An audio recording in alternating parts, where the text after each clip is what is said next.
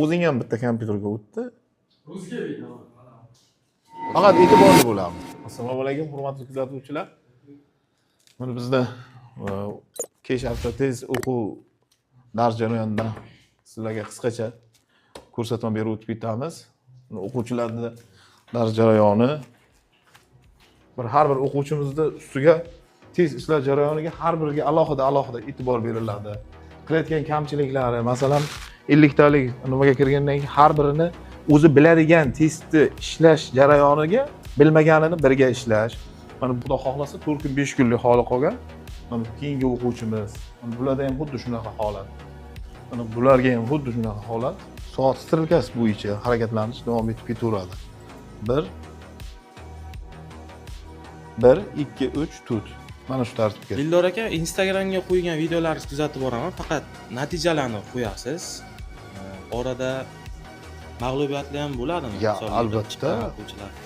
Albatta, bu urush qurbonsiz bo'lmaydi. Endi bizda mag'lubiyat ham bo'lib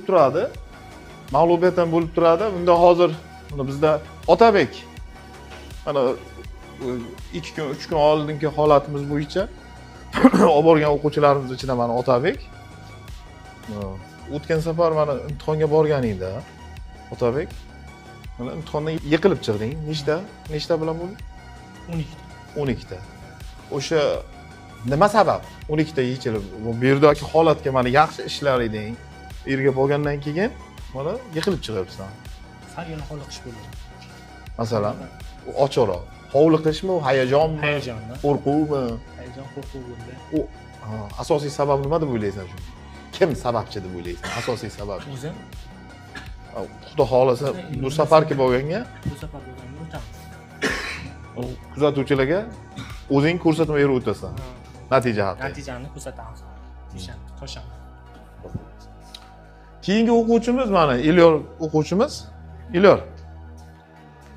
Mana bu kishi ham ikkita mag'lubiyat bilan keldik. Mana ikkinchi o'quvchimiz Elyor. Elyor mana yiqilishingga 17 ta bilan yiqilib chiqdik. Hozirroq hayajon bo'ldi.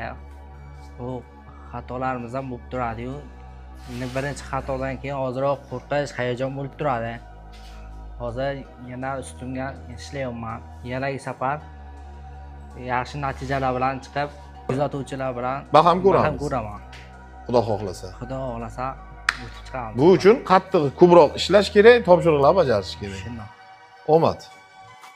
Mana shu holat bo'yicha mana shu ketaverasizlar. Endi men hurmatli kuzatuvchilarga nima demoqchiman?